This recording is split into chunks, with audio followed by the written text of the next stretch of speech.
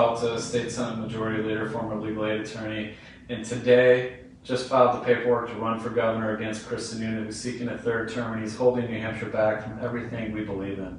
Look, we got to win this race. We have the highest healthcare costs in the nation under Chris Sununu. We have the second worst opioid epidemic in the nation under Chris Sununu. We have the sixth highest unemployment rate in the nation under Chris Sununu. He has vetoed everything to help ordinary people and working families and working people, and my entire life has been geared to that. My dad worked in a furniture factory for 45 years. Same one, on air conditioned, doing the same job day in and day out. My mom, part-time jobs, including the night shift while raising 4 kids, and right out of law school. And I worked as a corporate attorney, I worked as a legal aid attorney, fighting for ordinary people all throughout New Hampshire, battling against Wall Street banks who were foreclosing on people during the last economic crisis, helping people get the relief and recovery effort they needed. That is distinctly different than the current governor, who looks out for corporate special interests, gives out no-bid contracts and relief money to corporate donors. We need a change. We need that change this fall. I am so honored to run to be your next governor. I look forward to earning your vote. We're going to have a Facebook Live rally at 5 p.m. today, so I look forward to maybe you joining us, and thank you so much for all that you do. Manchester. I'm State Representative Heidi Hamer. I represent Ward 10 in Manchester, District 17, Hillsborough.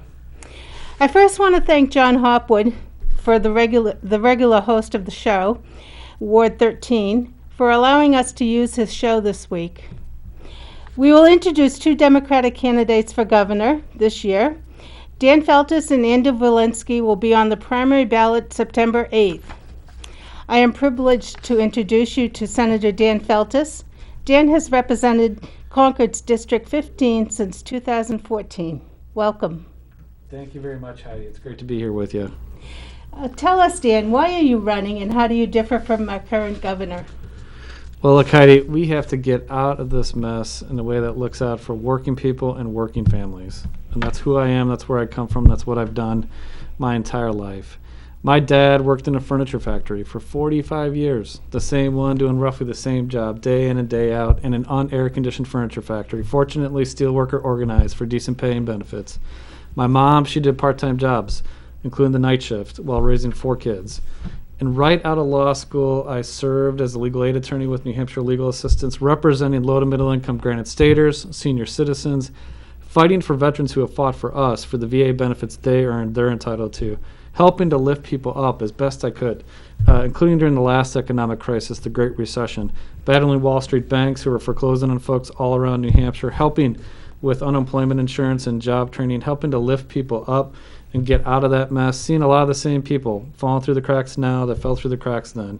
In the state Senate, Heidi, every step of the way, fighting for working people and working families. We've made a lot of progress working together. Medicaid expansion reauthorization, prescription drug relief, initiatives that you and I have worked on together to expand opportunity and healthcare access for granted staters, but all too often, we ran up against the same roadblock. 77 vetoes from Governor Chris Sununu, 60 of them bipartisan support, and calls himself, in his words, a Trump guy through and through, unquote. That's not my words. Those are Governor Chris Sununu's words. And I have a distinctly different background. My dad wasn't governor. My brother wasn't a U.S. senator. I was never gifted a ski resort. I've always been looking out for working people and working families. And if we're going to get out of this mess, Heidi, we got to look out for working people again. We can't be doing the kinds of things that Sununu has argued that we should do. Corporate immunity for big corporations who put their workers at risk in COVID-19. Not doing a school reopening plan. No public health standards and no support for our schools from Chris Sununu. He just punted it all down to the local level. That's not leadership. People expect leadership, strong leadership right now. That's what we need. Leadership that looks out for working people and working families. That's why I'm running. If I have the honor and privilege of serving as your next governor, each and every day I go into that corner office, I will fight for working people and working families every step of the way.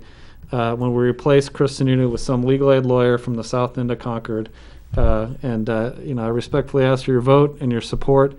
We've got to win this if we're going to really get out of this mess in a way that looks out for ordinary people. Thank you. You know, certainly the biggest challenge we face right now is the pandemic. So do you think we should have a mask mandate? Yes, I mean, we're the last state in New England that has any public mask requirement. I think a common sense public mask requirement is in order. I mean, it's one thing if you're out walking your dog by yourself in your neighborhood. It's another thing if you're in a public space, a place of public accommodation, like a grocery store or at a public event. You certainly should be wearing a mask. The science is clear. Masks prevent the spread. And it's a common sense public health initiative that Governor Chris Sununu has yet to do. And even in advance of the NASCAR race, didn't do it. In advance of Bike Week, didn't do it. And every step of the way, he's been looking out for the same kind of politics that Donald Trump has been engaging in. And he didn't issue a public health order for Donald Trump's rally that was going to happen on the seacoast. So every step of the way, when he says he's a Trump guy through and through, you better believe it, because every step of the way, he's acting like it. And, we need something different. We need to look out for public health. We need a plan. We need to work with our schools. Look, so many people are going through this right now. It's so uncertain right now. And all that teachers and students and folks on the ground wanted was some semblance of certainty and support in public safety and public health going into the school year. Chris Sununu provided none of it. He just threw up his hands and said it's all on you at the local level. I'm of that fundamental belief we are all in this together, not you're on your own, not the Chris Sununu approach. My family, my wonderful wife Erin, our two amazing daughters, Iris and Josie, it's about our collective future, and we all are in this together. Yeah, not much direction was given by our current governor and education commission about opening up the schools. And sounds like, you would have done it differently and safer. Absolutely. Safer.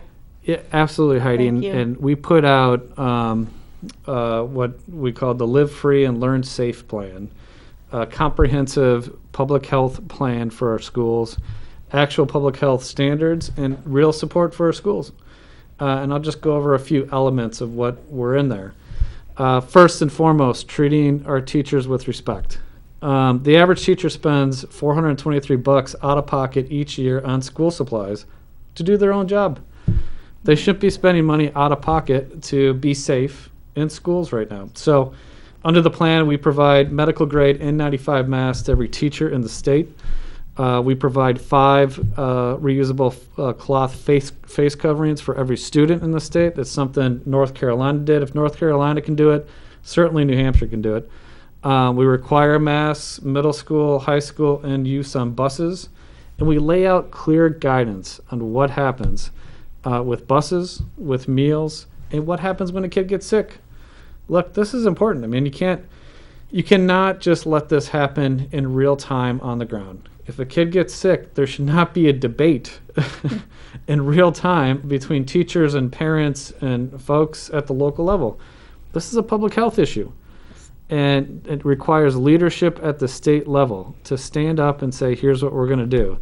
And Trump said it's not his responsibility. And Chris Sununu threw up his hands and he punted it to the local level without any financial support either. And, we provide in this Live Free and Learn Safe plan $100 million in CARES Act money to make sure that we take care of our schools. Maine just provided $165 million to support their schools, the HVAC systems, the upgrades, the plexiglass, the masks that all are needed, cleaning supplies, etc., that are a burden on our schools and a burden on property taxpayers. And if we want to support our schools, we want to support property taxpayers, and we want to support working families and our business community who want the certainty too, who have employees, who have kids in school. If we want to move our economy and our state forward in a way that's healthy and safe and with safe communities, there needs to be a statewide plan with public health standards and support. Chris Sununu failed to do his job. Thank you. Supporting small businesses, what would you be suggesting to do for that during this pandemic? Thank you, Heidi. A number of things. First, I think we ought to be supporting our small business community with free PPE. And that's legislation that you and I and others worked on at the State House. House Bill 1166 would have provided free PPE to small businesses in the granite state. It used to be that for a while there that businesses could get PPE through the state. Governor Chris Sununu took that away. He You put all the PPE at the liquor stores, and you had to go and buy it at cost. And well, those small business owners shouldn't be competing with healthcare providers and with everybody else who's scrambling for PPE. The small business owners ought to be supported with PPE. They also ought to be supported, and by the way, Governor Christensen vetoed our bill to support small businesses with PPE. Small businesses also need to be provided with support with job training and linking up with employees right now. It's more important now than ever that happens, that we match up our workforce with the available jobs, small business owners. So part of that legislation also waived the cost sharing for small businesses for the public-private partnership and job training and skills matching. And Kristen Sununu vetoed that too. So those are just two concrete ways that we can support our small business community.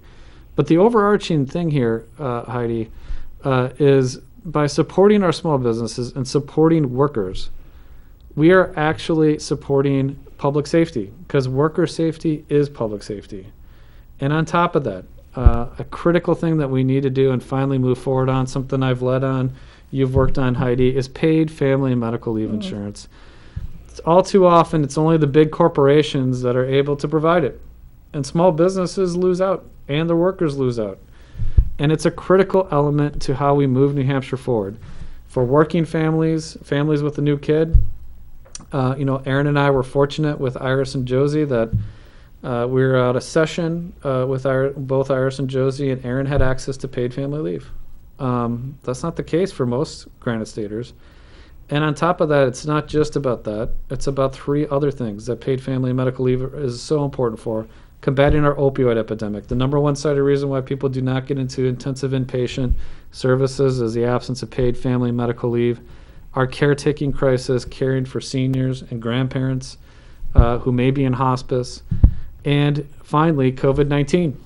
If paid family and medical leave insurance was in place when this COVID-19 thing hit us, there'd be so much more economic, social, and healthcare security for our families. Kristen Sununu not only vetoed paid family and medical leave insurance, my bill last year, he actually auctioned off a copy of the veto at a partisan political fundraiser to the highest bidder. And not only that, auctioned off the U.S. flag and the New Hampshire flag, flown over the State House the day he vetoed paid family leave.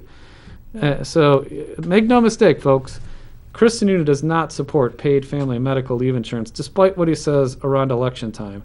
So that's critical to supporting our small businesses as well. Yeah. Thank you. Paid family leave was a big one for me too. I took care of my mother years ago, and I was able to take off from work, but yeah, I've fought for this too. Absolutely. So, here in New Hampshire, taking the pledge against broad-based tax has been important, and there seems to be a difference between you and your opponent. Can you tell me more? Sure. Well, I don't support a broad-based income or sales tax. And look, the reality is that working folks are already struggling. Imposing a broad-based income tax on them, I don't think is fair to teachers and nurses and plumbers and carpenters and people on the ground. You know what is fair? Doing, Heidi, what we did in the last budget and continuing down that road. In that last budget, we closed loopholes for big multi-state, multinational corporations to secure $140 million in new public school education funding for our communities, relieving pressure on property taxpayers. There are a whole bunch more loopholes for people at the top and big corporations at the top. Look, I think those folks at the top and those big corporations should pay their fair share before middle-class Granite Staters take it on the chin even more. And they're taking it on the chin in property taxes. So we need to secure even more progressive budgeting to close those loopholes, to invest in our communities, invest in education, and make sure that we relieve pressure on property taxes. In addition to that, I happen to believe the best investments we can make as a society and the investments we make in our kids. They're Iris and Josie's future, my daughters, our daughters. They're all of our daughters. They're all of our sons. They're our collective future, and they deserve a foundation for success and opportunity that's as strong as the granite under our soil. This is about building a bigger and better and brighter future for them and all of us, and taking care of them and giving them the opportunity they need. And so You've led on this. Manchester itself got about 20 million in additional support in that last budget, and I appreciate your leadership and helping to do that. We need to protect that budget and then build off of it, and that's what's at stake in this election. You may recall that Chris Sununu, after vetoing the budget, wanting the education funding out that we just talked about, he ended up accepting the budget. Not only that, well, he had to accept it, and then he went around with these big, large, oversized checks to try to take credit for it. And then right after doing that, he wrote a letter to superintendents of schools saying, I consider that one-time spending, don't make any long-term plans. So look, he's all over the place on this. Yeah. But the reality is he called our budget the Ferrari of public school education budget. I don't think anybody on the ground thinks it's a Ferrari. And we need to support public school by closing more of those loopholes for those at the top and big corporations to invest in our communities, invest in our people, our kids, and relieve pressure on property taxes. Thank you. Senator, what would your top priorities be as governor? Well, first and foremost, I know we've talked a lot, about different things so far, but yeah, I appreciate that. First and foremost, we have got to get out of this mess in a way that looks out for ordinary people. And the biggest thing on the horizon is just healthcare generally. Access to affordable, quality healthcare across the spectrum. Reproductive healthcare, paid family and medical leave insurance, emphasizing the medical. Making sure that behavioral health crisis is dealt with and COVID-19 is dealt with. And just taking the latter issue for an example. We all work together on legislation to help with our nursing homes and health care of our nursing home residents. Chris Sununu vetoed it. We have amongst the worst in the nation COVID-19 crisis in our nursing homes. Over 300 Granite State seniors have been lost to COVID-19, a lot of whom right here in Manchester. And as a legal aid lawyer, I used to represent folks in nursing homes. They're among our most vulnerable, and the true reflection of a society, it's been said, is how a society treats its most vulnerable. And the failure to protect under Governor Sununu nursing home residents has been, in my view, unconscionable. And then vetoing our legislation to help plan, to help support nursing homes, and to do an independent review of what happened with recommendations for a second wave, that's a failure to plan. And so healthcare across the board is absolutely critical. One other piece on the COVID-19. We passed legislation waiving the cost sharing for COVID-19 testing and treatment to make sure everybody has access to healthcare on COVID-19. That's a public health issue. It's not just the right thing to do, it's a public health issue for all of us. And that was vetoed by Governor Chris Sununu. So when I say the singular obstacle to meaningful and inclusive and bipartisan progress in the state of New Hampshire is Chris Sununu, I mean it. 77 bills and counting, 60 of which had bipartisan support. And he even went in, you may recall, Heidi, to the Republican caucus on veto override last year and said, your vote on veto override, it's not about the issues or your constituents. It's about me and protecting my veto. That's not public service. That's the antithesis of public service. That's not why you should get into this. And that's Washington, D.C. style politics coming straight to Concord, brought to you by the Sununu family. Yeah. Any final thoughts, Senator, for the viewers? I mean, you've talked quite a bit and very good points. Well, thank you, Heidi. Plug it away. Well, thank you very much, and thank you to everybody who's listening. These are incredibly uncertain times. What should be certain is strong leadership to help you and your family and our communities and our schools. We're not seeing it from Governor Chris Sununu. Yes, he does better at press conferences than Donald Trump, who he calls, in his own words, he's a Trump guy through and through. But that's not enough.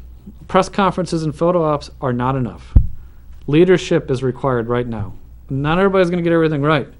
But my life and my experience has taught me that looking out nonstop with the laser beam, helping local families, working people, working families, that's what this is all about to me.